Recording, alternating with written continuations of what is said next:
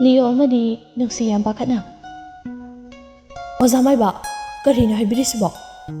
Oza maiba tolhan mamit kadu sangdoaga makhut ho masawo tawraga hairi. Ibungo sigi hakjang sida phatraba mathwai amana inaduna leirini. Aduna khayom lakthokta yararoine. Aduga amana ibungo sigi dasalang banyamna pangde. Asok apanyamna nanggadawri. Aduna sumangla tathoga antrapuja tawda yararoine. Ibema nungsi yam pakhana. Oza maiba khara thuna khoyam thokasi. Ado puja singisidi kari di changadi sem sabada. Ai changadawri basingdo ai boyda loine irage. Kanano ma chalaga leheluro. Aduga ngasi numitsida khoyam hawdaba taradi asi hairaga pisum anidu suaga tumina laiki. Leo masadu ithak takana hari. Yani oza maiba haujimak hekta pangthoasi changadaba singdo ai lei jarurage. Phare adudi pujagi sem sanaba tawrasiko. Nungsina phagani oza maiba. Leo su khonglei thuna oza maiba na irakliba chejet machetu puraga thoklai. Tanjaduda mingsel su somang nakanduda singkhaiduna lerami. Leo pakhana kawri. Mingsel na kai hage da Leo nang hojuma amta khoida chalo. Kaido ba yawrage lai khoramnaba tahobane imadu da ngairamani aisu phat leiruraga laadabane. Hoi Dalio aisu singse amta khaiba losulamki aduga chalage. Hoi khara thuroko. Somdana Leo hoigi sumangduda pujagi damak loina sem sadana leiramni. Leo na oza maiba ataidi kai changkini sina konaradra. Oza maiba tolhana yarani konarani. Adudi ibungo dusu kakthokpiduro puja se hongnaba tawrasi. Nungsi mathawaiwana achoba chalo nataudo samaga putokpiro cho. Leo na hoima asi haraga Leo abisek bu makhut samduda kamporduga ulap thokloi. Aduga puja tafamduda phamali. Aduga puja su haurai. Ngaihak leiraba matung mingsel su hobe chalai. Abisek lapna mingsel lakpadu ubaduda phamlambadagi mamit khanglaw lawthoga yam kiraba sakfam amada mamitu soktoga yenglai. Leo magi maongduda yam pakhana. Bye kaidorage. Nungsi su pakhana. Ibungo se gyan tabro. Amuk oza maiba duda onjelaga hairi. Oza maiba kaino ma tawkhri. Oza maiba tolhana kem tawroi bema phatraba thawai thoamdaigini ne kemta tawroi. Amaduna sum naksalakpaduda abisekti masadu phamba faw ngamsalaktre. Hawgalaga chenge tawbada Leo amadi nungsida kanna phasilaga phamali.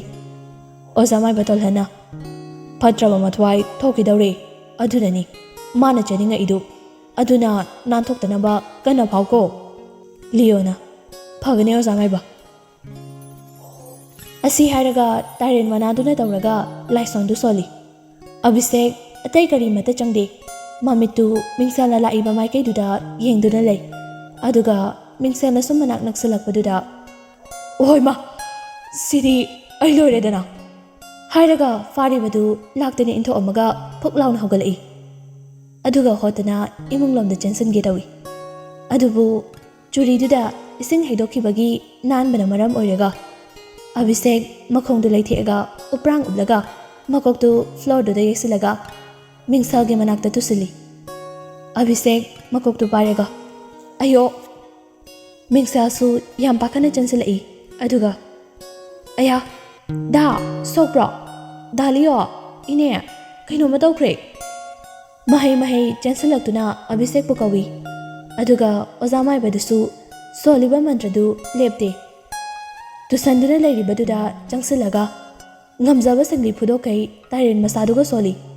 Adubu Abhishek atai kanana kauribadu tade sordu thabet thabet holaga mingselna makhudo masawa tawraga yam pakhana tawba maongdu gyan mang ni yengai makhoi mayamgi langma mayamduna amuksu gyan mangduna lekthari Leo yam pakhana Ozamai ba kainom tawkre Ozamai batol hana kaisum tawraroi phatraba mathwaidu paithokre adugini ngaihak masadu irenjana pathalu makeup tholakpada karimta tawraroi Nungsina ado Ozamai ba amu mathwaidu halaroi ko sigi puja se loirabanina Hala aroi aina phajana halaktana bana antra puja tawbikrabani yam nungaijare Ozamai ba Imzal amadi mahaki personal assistant Nancy ga puna director Koraugi manakta lai noi si yoraba Imzal na kay lerake ka Korau handak lagliba thasigi manungda anawba project ama tawnaba hairi karamba oibirabano handakti aikhogi musical director masamak yauna nahaki live song ama tawnaba hairi ne hana sa khangbiram lagani ai adugumba live kumbagi sai sakpagi program no zade haiba aduga amu nahaunana panbida isina karigi aikhoisu khandaba nate adubu director of music masamak na haira abanina aikhoina yaitho ubangam dene ai wafamdo amungtang khalakige aduga amung maroldo haisar age asi haram laga yam phingna hogatlaga thoklai somdana Abhishek tapna gyan lai aduga mahakna makeup tholakpadadi numitsu pamamam laga lairame pungsu phanam thengjalame aduga nakanda Leo anaba senarinena khapna khap chinglaga lairame Abhishek magi maongduda haifet masaduda nomi aduga bye Leo tumba maktu tumba natabanina khamprek khangna makeup tholai aduga bye nang makeup tholaba ai nangi chanaba lawbirukige as ngaikho ai chaningdri pukse sagot lira khangde ithan thangalaga layeba ado bye nang gyandi phajana taraba natro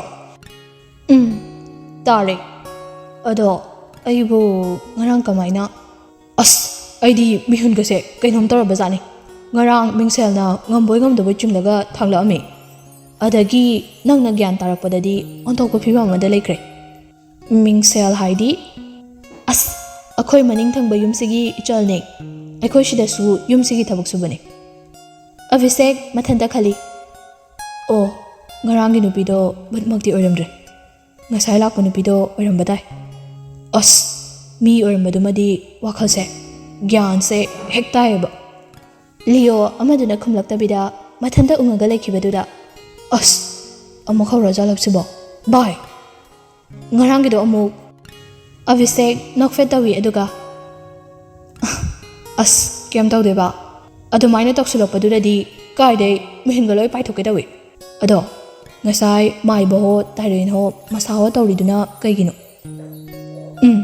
maibudu laamdradi nang ngaraga chatkiba tabani ngarang nangonda mathwai changdana nangsu angawbadona ngawri phari laikidana adugini as nangsu phajana hairine aibu adumaina hek tawbrane tawbadunane hairise ado ai chaklorukige nasado khara chasilaga ngana pothana bako hoi bai Abhishek wakhagadu yangi mathanda amuksu nokchei aduga tapna hairi mingsa Abhishek ngasai makhongdu laithekhibaduda Leona chaktu phamungdu pusalaga pizari aduga ani du supuna tumna bahaiduna changlai Leo di hanagi hamuni ngasai gai warubaga adum poptana dum thakre adubu Abhishek haifet mamitu ushilaga ngaihak wakhal ama khali tanjaduda amuk hanagumna inglaba khonjadudagi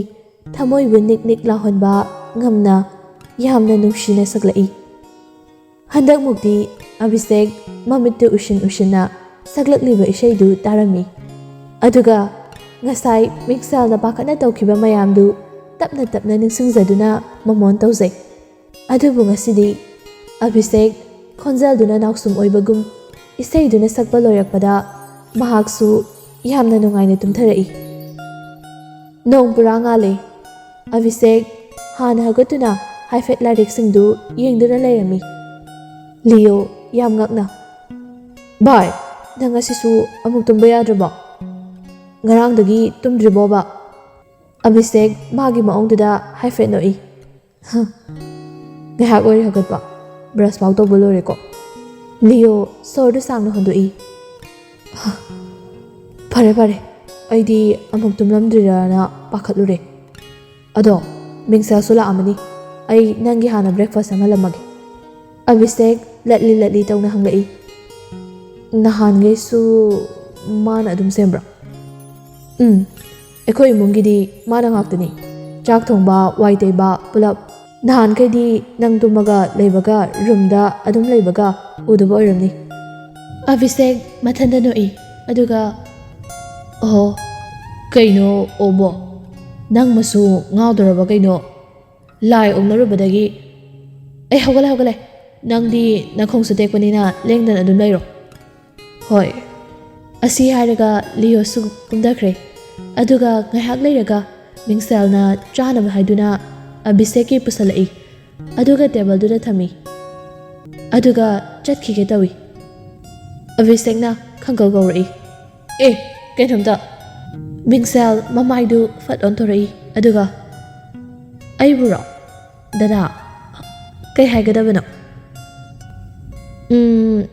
nang mingdi kai kauke ai di mingsel kawe dada o ngahandagi lereise ngasi tang khange adugine sum khangdadana hangbani ko saunu ko saudeda nahan kai di dada de dum tumaga lei ka manung dasu adum adunani khangrise ado dada ai amuk thoage atai haide ba wali ba yarani da ado dadagi awar apa leresu adum hairo Abhishek mingsal hek thokibaga makhut ani dulona duna kadna makhol thokna chonglakliba thamoi gi mihulduda thami aduga as kaigino aigi thamoshna asugam langtoknarisibo Abhishek masadu leita fangkhangnamde hena mingsal bu khangningba uningba hengatli Abhishek tana duna mingsal bu uzana batawrami mana thabak suba wa ngangba magi maong mataw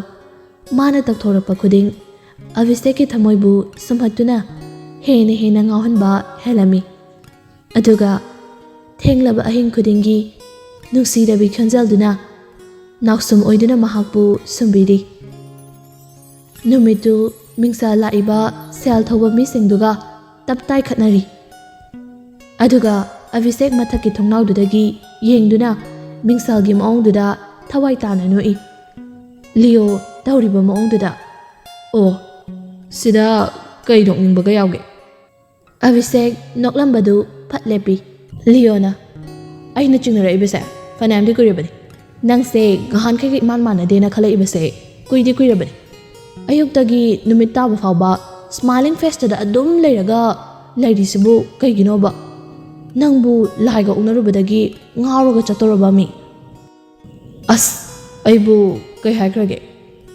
haibagi wanate nangna khalise karino ibo adumaina taksila adi sumki salaiko taning de awoiba ado kainamta hangine kay amuk tawre noi amase ahanasu sumaina dum tawrokpra kaino noi amase bu kanano yumsida ekhoi maga aiga tangne leiriba babadi posting gi chakri karambano nangna hangise as mingsel sahaba ihe mingsel aire amukai doraba kamaina noi ka mari mata thoino hoi yumla narubanina mari mata budi thoi ado I mari dinate kamai to krino magise aina haidi kamaina oirakhibano ba magi phibamse yam nuhai ta bathodo haibaduni bai mabu hekpakpa mapa bongdu kanbagam dabalaina amadagi laikhidre hai ma layang bada soksin kiba paisa mayam ni hai matamduda aiso angang oibana ꯄꯥꯛꯅꯗꯤ ꯈꯪꯍꯧꯗ꯭ꯔꯦ ꯃꯤꯡꯁꯦꯜꯁꯦ ꯃꯔꯥꯏꯕꯛꯇꯤ ꯊꯤꯖꯔꯕꯅꯤ ꯅꯨꯄꯤ ꯃꯆꯥ ꯑꯃ ꯑꯣꯏꯕꯒꯤ ꯅꯨꯡꯉꯥꯏꯕ ꯍꯔꯥꯎ ꯃꯤꯅꯣꯛ ꯇꯝꯕ ꯉꯝꯈꯤꯗ꯭ꯔꯕ ꯑꯉꯥꯡꯅꯤ ꯑꯚꯤꯁꯦꯛ ꯍꯥꯏꯐꯦꯠ ꯅꯨꯡꯉꯥꯏꯇꯅ ꯂꯤꯔꯛꯏꯕ ꯋꯥꯔꯤꯁꯤꯡꯗꯨ ꯇꯥꯔꯝꯃꯤ ꯈꯪꯗ꯭ꯔꯦꯗ ꯃꯈꯣꯏꯒꯤ ꯋꯥꯔꯤꯁꯦ ꯑꯩꯈꯣꯏꯁꯨ ꯑꯉꯝꯕ ꯃꯇꯦꯡꯗꯤ ꯄꯥꯡꯕꯅꯤ ꯑꯗꯨꯕꯨ ꯀꯩ ꯍꯥꯏꯒꯗꯕꯅꯣ ꯈꯪꯗ꯭ꯔꯦ ꯑꯗꯣ ꯃꯥꯒꯤ ꯈꯪꯅꯕꯗꯤ ꯂꯩꯔꯝꯒꯗ꯭ꯔꯥ ꯅꯪ ꯑꯗꯒꯤ ꯍꯨꯝꯖꯜꯂꯛꯑꯅꯤ ꯇꯨꯝꯕ ꯐꯥꯎ ꯁꯪꯗ꯭ꯔꯕꯁꯤꯗ ꯀꯥꯏꯗꯩ ꯅꯨꯡꯁꯤꯅꯕꯅꯣ ꯑꯣꯏꯔꯤꯕ ꯐꯤꯕꯝꯁꯤꯗ ꯑꯗꯨꯝ ꯈꯜꯂꯣ ꯑꯁꯤꯅꯕꯨ ꯀꯥꯏꯗꯩ ꯅꯨꯡꯁꯤꯅꯕ ꯂꯩꯔꯝꯗꯧꯔꯤꯒꯦ ꯑꯗꯣ ꯚꯥꯏ ꯑꯩꯅꯗꯤ ꯃꯥꯕꯨ ꯑꯁꯨꯛ ꯌꯥꯝ ꯈꯣꯏꯗꯥꯖꯔꯨꯔꯤꯁꯦ ꯀꯔꯤꯒꯤꯅꯣ ꯚꯥꯏ ꯑꯩ ꯃꯉꯣꯟꯗ ꯇꯁꯦꯡꯅ ꯉꯥꯎꯈ꯭ꯔꯦ ꯂꯤꯌꯣ ꯌꯥꯝ ꯉꯛꯅ ꯑꯝꯇ ꯍꯥꯏꯔꯛꯑꯣꯕ ꯀꯩꯒꯤꯅꯣꯕ ꯑꯩꯅ ꯃꯥꯕꯨ ꯑꯁꯨꯛ ꯌꯥꯝꯅ ꯊꯃꯣꯏ ꯁꯦꯡꯅ ꯈꯣꯏꯗꯥꯖꯔꯨꯔꯤꯕꯁꯤꯕꯣ ꯃꯥꯅ ꯇꯧꯊꯣꯔꯛꯄ ꯈꯨꯗꯤꯡ ꯏꯐꯗ ꯐꯖꯩ ꯏꯄꯛꯇ ꯄꯛꯆꯩ ꯃꯍꯥꯛꯅ ꯁꯦꯠꯂꯤ ꯈꯨꯗꯤꯡ ꯇꯧꯊꯣꯔꯛꯄ ꯈꯨꯗꯤꯡ ꯈꯪꯗꯦ ꯑꯩ ꯉꯥꯎꯗꯣꯔꯦ ꯚꯥꯏ ꯃꯌꯥꯝꯁꯤꯕꯨ ꯀꯩꯒꯤꯅꯣꯕ ꯍꯣ ꯅꯪꯁꯨ ꯑꯉꯥꯎꯕ ꯁꯣꯅꯣ ꯆꯨꯕ ꯑꯣꯏꯔꯤꯕꯩ ꯄꯥꯝꯃꯤꯕ ꯌꯥꯔꯕ ꯁꯤ ꯑꯣꯏꯔꯗꯤ ꯐꯥꯒꯤ ꯅꯠꯇꯦ ꯚꯥꯏ ꯑꯩ ꯇꯁꯦꯡꯅ ꯅꯨꯡꯁꯤꯔꯨꯔꯦ ꯅꯪꯅ ꯇꯧꯊꯣꯔꯛꯄꯁꯤꯅꯕ ꯃꯌꯥꯝꯒ ꯍꯦꯛꯇ ꯃꯥꯟꯅꯔꯛꯇꯦ ꯃꯥꯟꯅꯔꯛꯇꯕꯒꯤ ꯆꯥꯡꯗ ꯅꯨꯄꯤ ꯄꯥꯝꯕ ꯐꯥꯎꯋꯦ ꯃꯑꯣꯡ ꯑꯃꯗꯅꯤ ꯄꯥꯝꯂꯤꯁꯦ ꯁꯤꯗꯕꯨ ꯑꯩ ꯀꯩ ꯍꯥꯏꯌꯨ ꯍꯥꯏꯅꯣ ꯅꯪ ꯊꯣꯛꯇꯧꯔꯣ ꯑꯁꯤ ꯍꯥꯏꯔꯒ ꯂꯤꯌꯣꯁꯨ ꯊꯣꯛꯈꯤ ꯑꯚꯤꯁꯦꯛ ꯍꯥꯏꯐꯦꯠ ꯅꯨꯡꯉꯥꯏꯇꯅ ꯉꯁꯥꯏꯗꯒꯤ ꯈꯠꯅꯔꯤꯕ ꯃꯤꯡꯁꯦꯜꯗ ꯑꯃꯨꯛ ꯌꯦꯡꯉꯛꯏ ꯉꯥꯏꯍꯥꯛ ꯂꯩꯔꯕ ꯃꯇꯨꯡ ꯃꯤꯡꯁꯦꯜ ꯌꯥꯝ ꯁꯥꯎꯅ ꯃꯆꯤꯟꯁꯨ ꯃꯨꯔꯨꯝ ꯃꯨꯔꯨꯝ ꯁꯣꯜꯂꯒ ꯂꯥꯛꯏ ꯑꯗꯨꯒ ꯁꯨꯃꯥꯡꯒꯤ ꯅꯥꯆꯦꯞꯇꯨꯗ ꯐꯤꯁꯤꯡꯗꯨ ꯄꯨꯊꯣꯛꯑꯒ ꯁꯨꯕ ꯍꯧꯔꯛꯏ ꯑꯚꯤꯁꯦꯛ ꯏꯃꯨꯡꯗꯒꯤ ꯄ꯭ꯔꯞ ꯄ꯭ꯔꯞ ꯊꯣꯛꯂꯛꯏ ꯑꯗꯨꯒ ꯐꯤ ꯁꯨꯗꯨꯅ ꯂꯩꯔꯤꯕ ꯃꯤꯡꯁꯦꯜꯒꯤ ꯃꯅꯥꯛꯇ ꯆꯪꯂꯛꯇꯨꯅ ꯅꯥꯀꯟꯗꯨꯗ ꯐꯝꯗꯔꯛꯏ ꯑꯚꯤꯁꯦꯛꯅ ꯀꯩꯅꯣ ꯉꯁꯤꯗꯤ ꯌꯥꯝ ꯁꯥꯎꯔꯒ ꯂꯩꯔꯝꯃꯤꯁꯤꯕꯣ ꯃꯤꯡꯁꯦꯜ ꯍꯥꯏꯐꯦꯠ ꯌꯦꯡꯂꯛꯏ ꯀꯩꯝ ꯇꯧꯗꯦꯗ ꯗꯗꯥ ꯁꯨꯝ ꯏꯁꯦ ꯀꯥꯔꯛꯑꯕ ꯑꯚꯤꯁꯦꯛ ꯃꯥꯒꯤ ꯃꯑꯣꯡꯗꯨꯗ ꯍꯥꯏꯐꯦꯠ ꯅꯣꯛꯏ ꯐꯔꯦꯅꯦ ꯑꯗꯣ ꯀꯩꯅꯣꯝꯃ ꯍꯪꯒꯦ ꯍꯣꯏ ꯅꯪꯒꯤ ꯈꯪꯅꯕꯒ ꯂꯩꯕ꯭ꯔꯣ ꯃꯤꯡꯁꯦꯜ ꯃꯥꯒꯤ ꯋꯥꯍꯪꯗꯨꯗ ꯊꯋꯥꯏ ꯇꯥꯅ ꯋꯥꯟꯊꯒꯩ ꯅꯣꯛꯂꯛꯏ ꯑꯁ ꯗꯗꯥ ꯀꯥꯏꯗꯩ ꯅꯨꯡꯁꯤꯅꯕꯅꯣ ꯑꯩ ꯎꯕꯗ ꯈꯪꯉꯒ ꯆꯦꯟꯈꯤꯗꯧ ꯃꯉꯥꯏꯔꯦ ꯑꯚꯤꯁꯦꯛ ꯃꯤꯡꯁꯦꯜꯒꯤ ꯃꯑꯣꯡꯗꯨꯗ ꯊꯋꯥꯏ ꯇꯥꯅ ꯌꯦꯡꯖꯗꯨꯅ ꯃꯍꯥꯛꯁꯨ ꯅꯣꯛꯐꯦꯠ ꯇꯧꯖꯩ ꯑꯗꯨꯒ ꯑꯗꯣ ꯀꯔꯤꯒꯨꯝꯕ ꯅꯪꯕꯨ ꯅꯨꯡꯁꯤꯖꯕ ꯃꯤꯁꯛ ꯑꯃ ꯂꯩꯔꯝꯃꯗꯤ ꯀꯃꯥꯏ ꯇꯧꯕ ꯅꯪ ꯌꯥꯒꯗ꯭ꯔꯥ ꯑꯩꯉꯣꯟꯗꯕꯨ ꯑꯣꯏꯗ꯭ꯔꯕ ꯋꯥꯅꯤ ꯍꯣꯏ ꯂꯩꯔꯝꯃꯁꯨ ꯏꯆꯝ ꯆꯝꯕ ꯃꯤꯗꯤ ꯑꯣꯏꯔꯔꯣꯏ ꯀꯣꯛꯀꯤ ꯁꯤꯡꯂꯤ ꯅꯥꯟꯊꯣꯛꯄꯒꯨꯝꯕꯅꯤ ꯑꯗꯨꯒꯨꯝꯕ ꯃꯉꯥꯏꯔꯦ ꯏꯁꯝ ꯁꯝꯅ ꯑꯩꯒꯨꯝꯕ ꯀꯩꯅꯣ ꯅꯪ ꯅꯁꯥꯅ ꯅꯁꯥꯕꯨ ꯑꯗꯨꯛ ꯍꯟꯊꯅ ꯎꯕꯗꯤ ꯂꯥꯟꯒꯅꯤ ꯗꯗꯥ ꯃꯉꯥꯏꯔꯦ ꯑꯩꯕꯨ ꯐꯖꯅ ꯃꯤꯃꯥꯟꯅꯅ ꯋꯥ ꯉꯥꯡꯕꯤꯔꯤꯁꯦ ꯗꯗꯥꯁꯤꯃ ꯅꯣꯛꯅꯤꯡꯕ ꯋꯥ ꯉꯥꯛꯇ ꯉꯥꯡꯉꯤ ꯑꯁꯤ ꯍꯥꯏꯔꯒ ꯑꯃꯨꯛꯁꯨ ꯁꯤꯗꯅ ꯅꯣꯛꯂꯛꯏ ꯅꯨꯡꯕꯨ ꯅꯨꯡꯁꯤꯔꯗꯤ ꯈꯣꯡꯕꯥꯟ ꯐꯥꯎ ꯁꯅꯥꯒꯤ ꯈꯣꯡꯕꯥꯟ ꯑꯣꯜꯂꯛꯑꯦ ꯑꯗꯨꯅꯤ ꯑꯚꯤꯁꯦꯛ ꯃꯍꯥꯛꯀꯤ ꯃꯤꯠꯃꯥꯡꯗꯗꯤ ꯃꯤꯡꯁꯦꯜꯒꯤ ꯍꯥꯃꯨꯛ ꯇꯩꯕ ꯃꯥꯏꯊꯣꯡ ꯃꯆꯨ ꯊꯣꯛꯇ꯭ꯔꯕ ꯃꯆꯦꯠ ꯐꯣꯠꯂꯕ ꯐꯤꯖꯣꯜ ꯃꯁꯝ ꯃꯅꯥ ꯏꯐꯥ ꯐꯥꯅ ꯄꯨꯜꯂꯤꯕ ꯁꯝꯂꯥꯡ ꯑꯃꯗꯤ ꯃꯍꯥꯛꯀꯤ ꯁꯦꯟꯗꯜ ꯅꯥꯝꯃꯗꯨꯒ ꯑꯚꯤꯁꯦꯛꯀꯤ ꯃꯤꯠꯃꯥꯡꯗꯗꯤ ꯐꯖꯩ ꯍꯥꯏꯅ ꯂꯧꯅꯔꯤꯕ ꯍꯦꯂꯣꯏ ꯑꯇꯣꯝꯕꯤꯗꯨꯗꯒꯤꯁꯨ ꯍꯦꯟꯅ ꯂꯥꯏꯔꯦꯝꯕꯤꯒꯨꯝꯅ ꯊꯃꯣꯏ ꯍꯨꯅ ꯐꯖꯈ꯭ꯔꯦ ꯅꯨꯃꯤꯗꯥꯡꯒꯤ ꯆꯥꯛ ꯏꯁꯤꯡ ꯆꯥꯅꯕ ꯃꯇꯝꯅꯤ ꯀꯦꯇꯨꯀꯤ ꯑꯃꯗꯤ ꯃꯤꯡꯁꯦꯜ ꯄꯨꯟꯅ ꯆꯥꯛ ꯄꯨꯈꯝ ꯑꯃꯠꯇꯗ ꯆꯥꯃꯤꯟꯅꯔꯝꯃꯤ ꯃꯤꯡꯁꯦꯜꯅ ꯏꯃꯥ ꯍꯌꯦꯡꯗꯤ ꯏꯆꯦ ꯊꯧꯔꯥꯅꯤ ꯍꯣꯏꯒꯤꯁꯨ ꯃꯥꯃ ꯊꯦꯛꯄ ꯍꯣꯏꯒꯤꯁꯨ ꯇꯥꯔꯒꯨꯃꯅꯤ ꯍꯣꯏꯒꯤꯁꯦ ꯃꯅꯤꯡꯒꯤ ꯗꯨꯀꯥꯟ ꯐꯝꯕꯤ ꯆꯥꯎꯕꯤꯍꯜꯒꯤꯁꯨ ꯑꯇꯩ ꯀꯅꯥꯅꯣ ꯀꯥꯎꯔꯦ ꯄꯩꯁꯥ ꯂꯧꯕ ꯂꯥꯛꯀꯅꯤ ꯍꯥꯏꯔꯝꯕꯅꯦ ꯀꯦꯇꯨꯀꯤꯅ ꯂꯥꯛꯑꯒ ꯂꯥꯛꯆꯔꯦꯗꯅ ꯂꯩꯕꯤꯒꯗꯕ ꯑꯩꯅ ꯂꯩꯕꯤꯗ꯭ꯔꯒ ꯂꯣꯏꯔꯦ ꯃꯤ ꯂꯥꯛꯇ꯭ꯔꯤꯉꯩꯗ ꯀꯩꯅꯣ ꯍꯦꯛꯇ ꯉꯟꯇꯥꯅ ꯆꯠꯈꯤꯕ ꯍꯥꯏꯗꯨꯅꯤ ꯑꯁ ꯏꯃꯥ ꯃꯤ ꯃꯃꯥꯡꯗ ꯏꯀꯥꯏꯖꯩꯀꯣ ꯌꯥꯝ ꯈꯔ ꯊꯨꯅ ꯁꯦꯡꯗꯣꯛꯈꯤꯅꯕ ꯇꯧꯁꯦꯕ ꯑꯦꯍꯦ ꯅꯪꯅ ꯀꯅꯥꯅ ꯏꯀꯥꯏꯕꯤꯌꯨ ꯍꯥꯏꯒꯦ ꯏꯀꯥꯏꯕꯤꯔꯨꯅꯨ ꯃꯣꯏꯁꯨ ꯇꯟꯗꯅ ꯑꯗꯨꯝ ꯆꯠꯈ꯭ꯔꯗꯕꯅꯤ ꯅꯪꯁꯨ ꯅꯣꯏ ꯗꯥ ꯂꯤꯌꯣ ꯍꯣꯏꯗꯔ ꯀꯩꯅꯣ ꯑꯃ ꯂꯩꯔꯨꯁꯣ ꯃꯤꯡꯁꯦꯜ ꯁꯥꯎꯔꯞꯅ ꯏꯃꯥ ꯁꯨꯃꯥꯏꯅ ꯑꯗꯨꯝ ꯇꯧꯔꯒ ꯂꯩꯔꯁꯦ ꯍꯥꯏꯔꯣ ꯀꯌꯥꯝ ꯀꯨꯏꯅ ꯂꯣꯠꯇꯨꯅ ꯂꯩꯈꯤꯒꯦ ꯍꯥꯏꯅꯣ ꯁꯨꯃꯥꯏꯅ ꯇꯧꯗ꯭ꯔꯗꯤ ꯀꯔꯤ ꯇꯧ ꯍꯥꯏꯅꯣ ꯑꯩꯕꯨ ꯀꯔꯤ ꯇꯧ ꯍꯥꯏꯅꯣꯕ ꯄꯤꯗ ꯌꯥꯗ꯭ꯔꯦ ꯍꯥꯏꯔꯒ ꯑꯩꯉꯣꯟꯗ ꯂꯨꯄꯥ 10ꯗꯤ ꯌꯥꯎꯔꯤ ꯁꯤ ꯃꯉꯥꯏꯔꯦ ꯄꯤꯈꯤꯒꯦ ꯍꯥꯏꯔꯁꯨ ꯏꯃꯥꯗꯤ ꯆꯠꯊꯣꯛꯈ꯭ꯔꯅꯤ ꯌꯨꯝꯁꯤꯗ ꯂꯩꯍꯧꯕ ꯑꯩꯗꯤ ꯀꯔꯝꯅ ꯂꯩꯍꯧꯕ ꯍꯥꯏꯕꯅꯣ ꯀꯦꯝ ꯇꯧꯔꯣꯏ ꯅꯪꯗꯤ ꯃꯣꯏꯅꯁꯨ ꯑꯉꯥꯎꯕꯤꯅꯤ ꯍꯥꯏꯅ ꯂꯧꯕꯅꯤꯅ ꯑꯉꯥꯎꯕꯤꯅꯕꯨ ꯒ꯭ꯌꯥꯟ ꯇꯥꯕ꯭ꯔꯥ ꯍꯥꯏꯅ ꯂꯧꯖꯈꯤꯁꯤꯅꯤ ꯇꯥꯕꯤꯒꯗꯕ ꯅꯪꯅ ꯇꯥꯕꯤꯗ꯭ꯔꯒ ꯂꯣꯏꯔꯦ ꯃꯤꯡꯁꯦꯜ ꯋꯥꯍꯩꯗꯨ ꯇꯥꯕꯗ ꯌꯥꯝ ꯐꯤꯡꯅ ꯍꯧꯒꯠꯂꯛꯏ ꯑꯗꯨꯒ ꯂꯥꯎꯔꯛꯏ ꯍꯣꯏ ꯃꯥꯅꯦ ꯅꯪꯒꯤ ꯅꯆꯥꯁꯦ ꯑꯉꯥꯎꯕꯤꯅꯦ ꯑꯉꯥꯎꯕꯤ